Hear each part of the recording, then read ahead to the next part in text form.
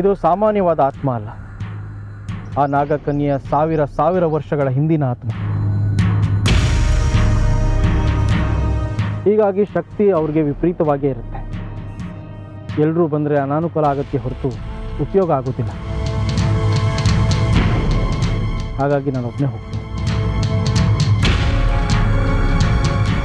ಹೌದು, ಬುದ್ಧಿಗಳಿಷ್ಟು ಹೇಳ್ತಾ ಇದ್ದಾರೆ ಅಂತಂದರೆ ಏನಾದರೂ ಮಹತ್ತರವಾದ ಕಾರಣ ಇದ್ದೇ ಇರುತ್ತೆ.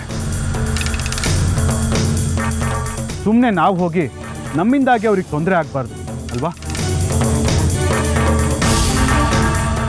ಅದು ಅಲ್ಲದೆ ಇಂಥ ಆತ್ಮಗಳನ್ನ ಎದುರಿಸೋ ಶಕ್ತಿ ಬುದ್ಧಿಗಳಿಗಿರೋ ಹಾಗೆ ನಮಗಿಲ್ಲ. ನಮ್ಮಿಂದಾಗಿ ಬುದ್ಧಿಗಳಿಗೆ ತೊಂದರೆ ಆಗಬಾರ್ದಲ್ವಾ? ಆದರೆ ಆ ಚಿತ್ರಬಲ್ಲೆಯಿಂದ ಬುದ್ಧಿಗಳಿಗೆ ಏನೂ ಆಗೋದಿಲ್ವಾ? ನೋಡಿ, ಆದಷ್ಟು ಬೇಗ ಈ ಸಮಸ್ಯೆಗೆ ಅಂತ್ಯ ಹಾಡಬೇಕಾಗಿದೆ. ಹೀಗೆ ಅಂತೂ ಬಿಡೋದಕ್ಕೆ ಸಾಧ್ಯ ಇಲ್ಲ.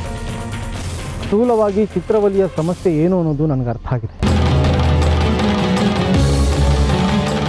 ದಿಗ್ಬಂಧನದಲ್ಲಿದ್ದ ಆತ್ಮ ಹೊರಗೆ ಬಂದಿರೋದಂತೂ ಸತ್ಯ.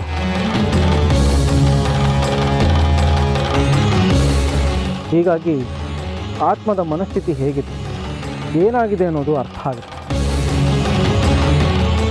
ಅವಳ ದಿಗ್ಬಂಧನ ಆಗಿದ್ದು ಹೇಗೆ, ಅವಳು ಹೊರಗೆ ಬಂದಿದ್ದು ಹೇಗೆ ಅನ್ನೋದನ್ನು ನಾವು ತಿಳ್ಕೊಂಡ್ರೆ ಅವಳ ಆತ್ಮದ ಮುಕ್ತಿಯ ಮಾರ್ಗ ಹೇಗೆ ಅನ್ನೋದು ಗೊತ್ತಾಗುತ್ತೆ. ಅದಕ್ಕಿರೋ ಏಕೈಕ ದಾರಿ ಅಂತಂದರೆ ಚಿತ್ರವಲ್ಲಿನೇ ಮಾತಾಡ್ಸೋದು.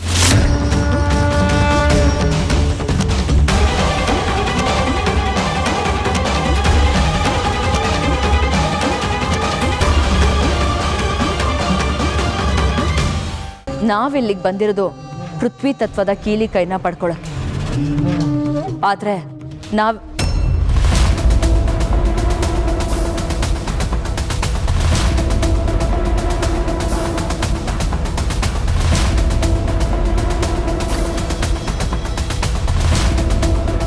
ಏನಾಯ್ತಕ್ಕ? ಯಾಕೆ ಸುಮ್ಮನಾದ್ರಿ? ನಾವು ಎಚ್ಚರವಾಗಿರ್ಬೇಕು. ಇಲ್ಲಿ ಅಪಾಯ ಇದೆ.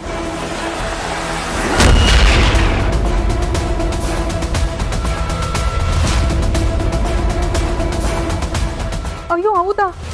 ಹಾಗಿದ್ರೆ ಏನ್ ಮಾಡ್ಬೇಕು?